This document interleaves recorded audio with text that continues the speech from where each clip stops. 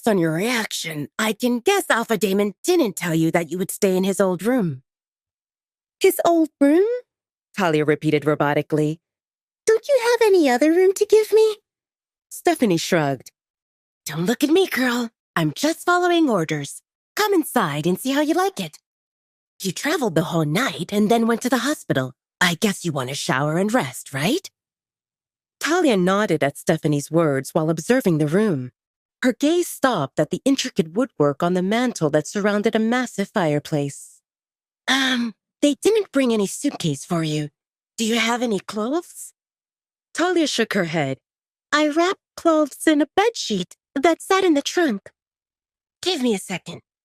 Stephanie lifted her finger, indicating to Talia to wait, and she mind-linked Maya. Did you bring Talia's things inside? What things? Other than one book and a few trinkets, Talia only owns a few worn-out items that don't fit her. I'll take her shopping as soon as I finish a few tasks here. Stephanie pressed her lips into a line and her eyes stung from unshed tears. She couldn't imagine how bad Talia's living conditions were before coming here. She got an idea. Don't worry about shopping for now. I have a few things from Lisa that are in good shape. I'm sure they'll fit her. Oh, great. Since it's not urgent, I'll still take Talia shopping, but not today. Can you go into my closet? They're small for me, so I never wore them, but they should be good for Talia. Stephanie felt happy with this solution. Maya mentioned that she'll take you shopping, but not today, because everyone's busy after being a few days away. Let me get you something. Stephanie quickly left the room, leaving Talia behind. Talia moved to the middle window and saw the circular driveway and the road that disappeared among the trees. She remembered the plants she saw in the forest while walking here, and she felt eager to return to the forest and harvest some. She never had a stockpile, and she knew that she needed to take the mixture to diminish her scent soon, because the effects of the previous dose would wear off within 2 days. Through trial and error, Talia confirmed that as long as she took them once a week, no one could pick up her scent unless she stood close. It wasn't that Talia planned to hide or sneak around, but the fact that no one could track her provided a layer of protection she craved. Talia took a moment to absorb the fact that someone gave her this luxurious room, and even though she didn't know for how long, she felt grateful, even if it lasted just 1 day.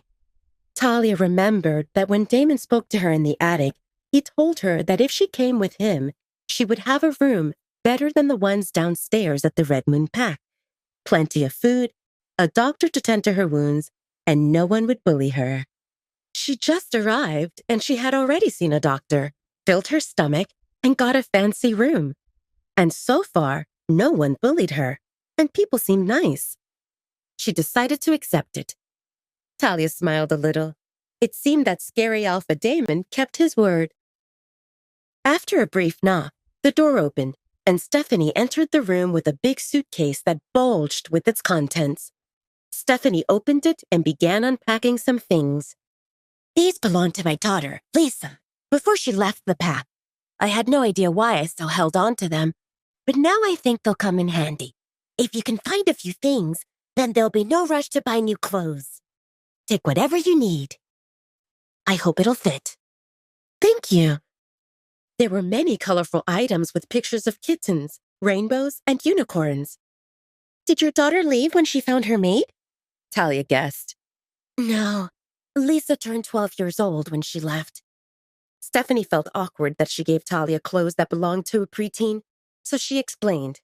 Lisa grew up as a chubby child, and considering that you're on the skinny side, something should fit you. Why did she leave? Talia continued probing. At that time, the Dark Howlers pack faced instability. I sent Lisa to stay with my sister temporarily while I helped Damon and Caden here. After some time, Lisa made friends and asked me if she could stay longer. That longer turned into years, and already 7 years have passed. While listening to Stephanie's story, Talia found several leggings and t-shirts that seemed acceptable. There were even cute jeans shorts and one oversized tank top that could easily pass for a nightgown. Talia and Stephanie repacked the suitcase together. Lisa's about your age. She'll visit soon for the fair. I'm sure you'll get along well. Talia didn't comment on that. Other than Olivia, she didn't have friends, so Talia didn't feel comfortable committing that things would work out between her and another person. Talia spoke up reluctantly. Can I ask you something? Sure. Can you bring my stuff to me? I know it's not much, but it's all I have. Stephanie nodded in agreement. Go wash up and rest. Do you want me to wake you up for lunch? Talia felt confident that she would sleep through the day.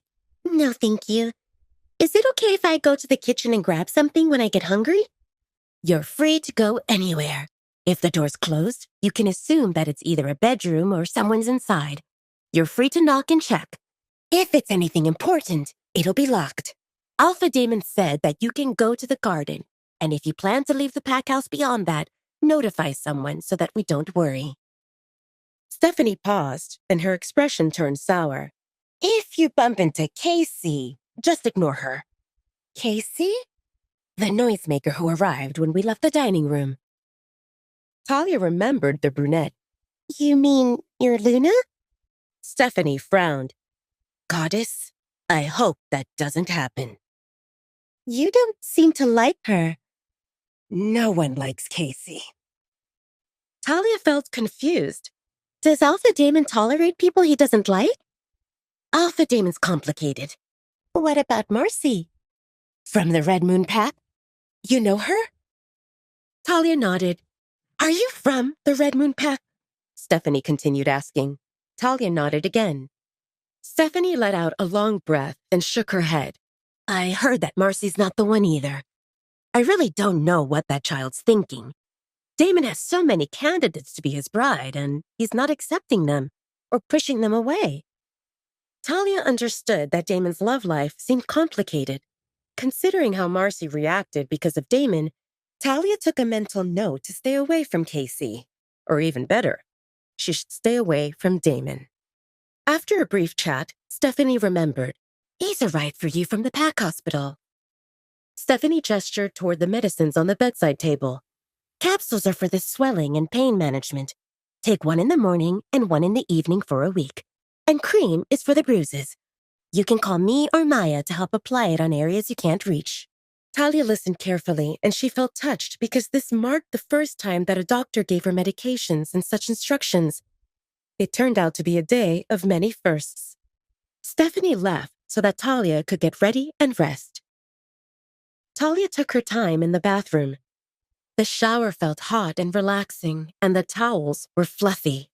When she got out of the bathroom, Talia spotted her things on the bed wrapped in a worn-out bedsheet, and she smiled a little.